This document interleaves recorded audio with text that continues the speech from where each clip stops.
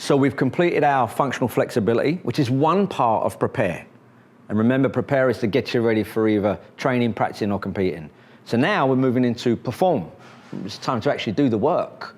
So before we get into the movements, just a quick recap of some of the benefits that we get in functional strength and power. Well, because that plate moves up and down, side to side, front and back, rapidly, and we get that rapid reflex response, we know that we've got more muscles doing more things more often, fact. So that means we produce more force. Well, if we produce more force, that's an increase in strength. But because we do it so explosively, 30 times a second, 900 in 30 seconds, by definition, that's power. So research shows power goes up significantly. But because we're doing such a high volume of work, it improves our endurance. So it's strength, it's power, it's endurance.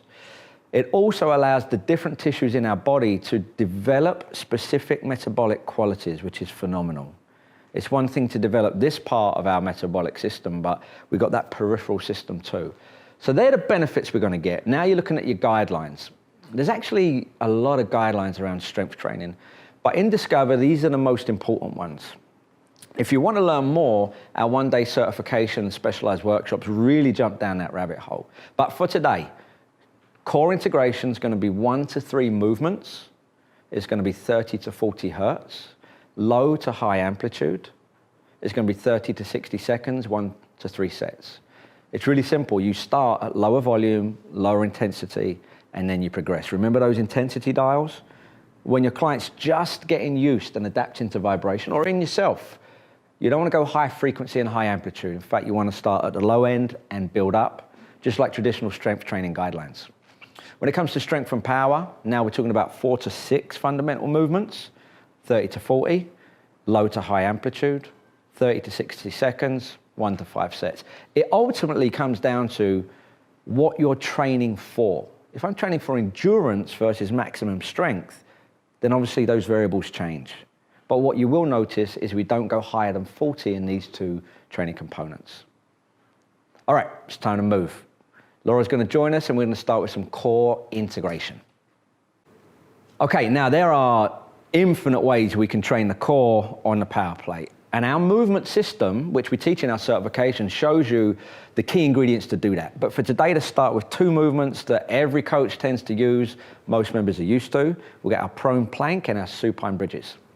So Laura's going to start with our base prone plank position. We're going to go hands and feet. Now, the first thing we're going to do is have Laura in a nice, strong, stable position so that we tell her to push that plate away, and we want to see from heel to toe or head to heel, strong and still, a nice, strong line going all the way through that body. Can she hold this position and be stable against the vibration? Obviously, she's doing a phenomenal job. Now we want to add some motion to stimulate that core slightly differently. And this time we're going to use the pelvis.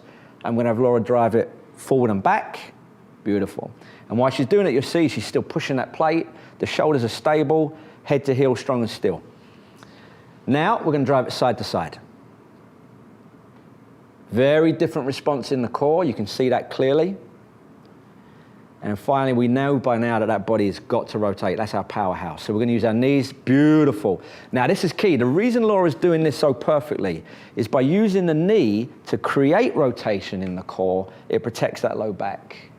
If she keeps those knees locked and just tries to rotate from the waist, typically, you'll see that low back get stressed. And rest. Great job, mate. Okay. And one more progression for you, one that we love, is obviously our arms and legs are typically moving in life. This one, we're going to use a knee driver. We're going to use our knees to get that core reaction we want.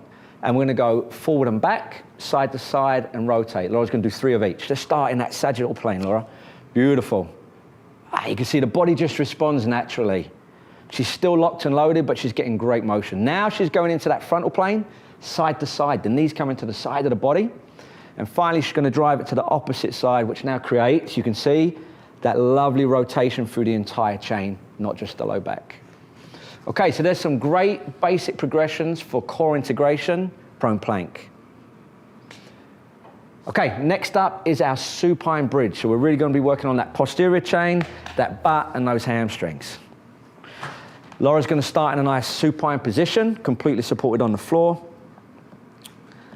And she's going to keep her feet down those train tracks. And when I say go, which is going to be a clap of the hand, she's just going to drive her belt buckle to the sky. Ready, Laura? Yep. Beautiful. Now, the range of motion here should be self-selected by the client. Everybody's built differently. But what you're looking for is laces snapped, stable through that trunk and that pelvis. And relax there, Laura. Once they've mastered that, it's time for us to add a little bit of motion. And the way we're going to do that is by driving that pelvis forward and backwards to start. Ready, Laura? Let's go up. Now she's stable. Let's start driving that pelvis side to side. This is a very different demand, especially on those hammies. Okay, and obviously we can now go up and down, so she can drive that pelvis up and down. Beautiful. Again, you're looking for that rhythm, that quality, that control. Are the laces snapped? And relax. Now, one thing we want to bring out here is the position, whether they should be on the floor or whether they should be on a power plate cushion. Step box if that's what you got. When you raise the person up, it completely changes the tension on the cervical spine. So let's have a look at Laura here. If she goes as high as she can, her cervical spine is really flexed. Now, for her, that may be no problem, but for many people, that's uncomfortable and too much. If that's the case, and rest there, Laura, we're going to raise her body up on a step box or a power plate cushion to take that out of the equation. Okay, one more progression. We've done our hold. We've done dynamic, forward and back, side to side. How do we create that rotation that we really need in that glute and that hamstring and through the spine? We can go to single leg with an opposite arm hold. So Laura comes up, flexes that hip and knee, holds it with the opposite arm. As she holds it here, gravity wants to rotate her and pull her down. Now she goes dynamically even more so. Beautiful. That, I can tell you now, that left butt and that left hamstring are on fire right now, especially when you turn the plate on. So this is our third progression for the Supine Bridge series.